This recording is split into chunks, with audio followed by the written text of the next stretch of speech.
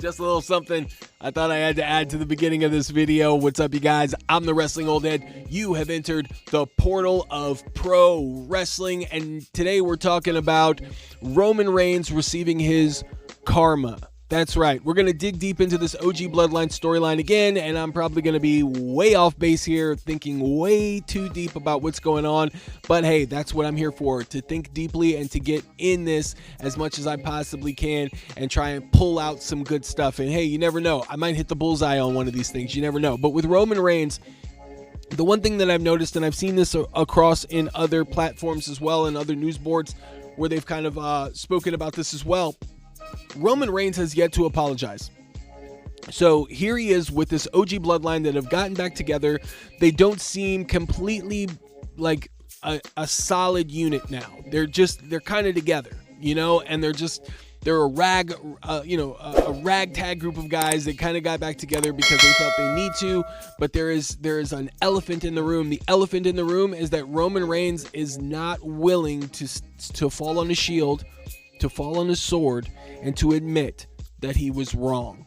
And because he's not doing that, there is this tension between all four men that is just kind of like simmering, and it's gonna bubble over. And the question is, when is it gonna bubble over? And so we're gonna talk about that and where I think it's gonna go.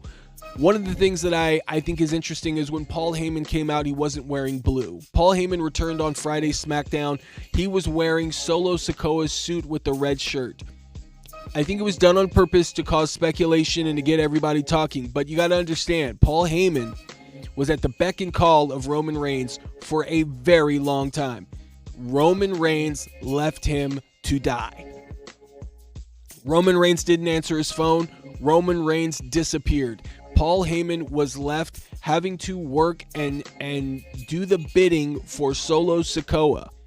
And Roman Reigns didn't come out and talk to him or save him or do anything. And Roman Reigns watched Paul Heyman essentially lose sleep, get a 5 o'clock shadow, smoke a bunch of weed, and get power bombed through a table. It is very fascinating how Roman Reigns decided to just leave the wolves to attack his wise man.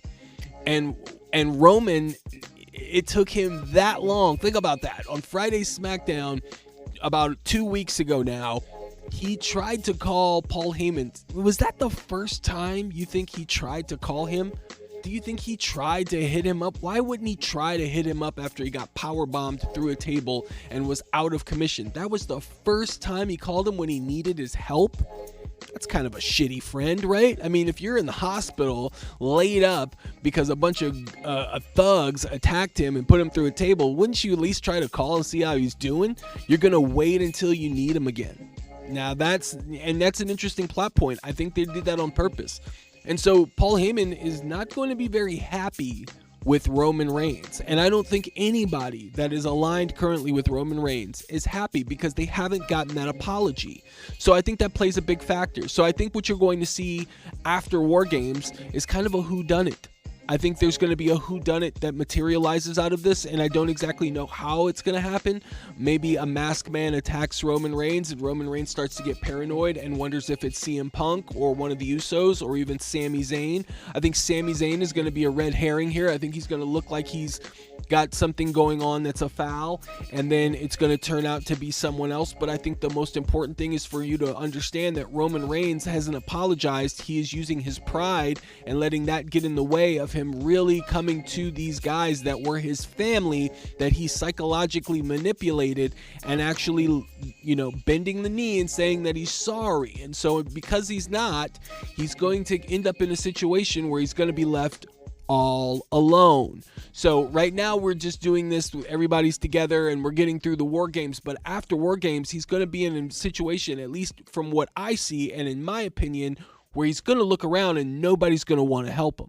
He's going to push everyone away again. And this time he's not going to disappear. This time he's going to have to come to Jesus moment. He's going to have to come within himself and realize, I fucked up and I'm sorry and I need to make amends. So he's going to apologize to the Usos. He's going to apologize to Sami Zayn. Although I don't believe they're going to buy it at first. I think they're going to think he's doing this because he has to, not because he means it, right? And then there's going to be a situation where I'm sure they feel sorry and they come to the aid of Roman Reigns. But I think that with The Rock there, the final boss, I think CM Punk is going to play a part in this as well. He definitely could. Because what I'd like to see from CM Punk is what I've been wanting to see from him since he was in AEW, which is the heel CM Punk, the real pipe bomb CM Punk, the bastard CM Punk, the real shithead. That's the one that I really got behind for a long time because it was an authentic. It was like those villains in the movies that are almost the anti-hero, like you want to cheer for them because they've got a good point, even though you know they don't deserve a comeuppance. They don't deserve to sit on the mountaintop. They need to lose, but you're just cheering them on because they're saying so many harsh truths and they're bringing the best out of the hero. And I think that's CM Punk at his core. And so I would really love for them to bring that CM Punk to the forefront in 2025 because those that haven't paid attention in AEW, I watched for a year smiley, happy Mick Foley CM Punk for a long time. And although that's a fine CM Punk, I have no problem with that. I am anxious. I'm chomping at the bit for CM Punk to go back to his roots and to be that piece of shit smarmy heel. He's even growing the kind of hair out, you know, that slick villain type of a haircut.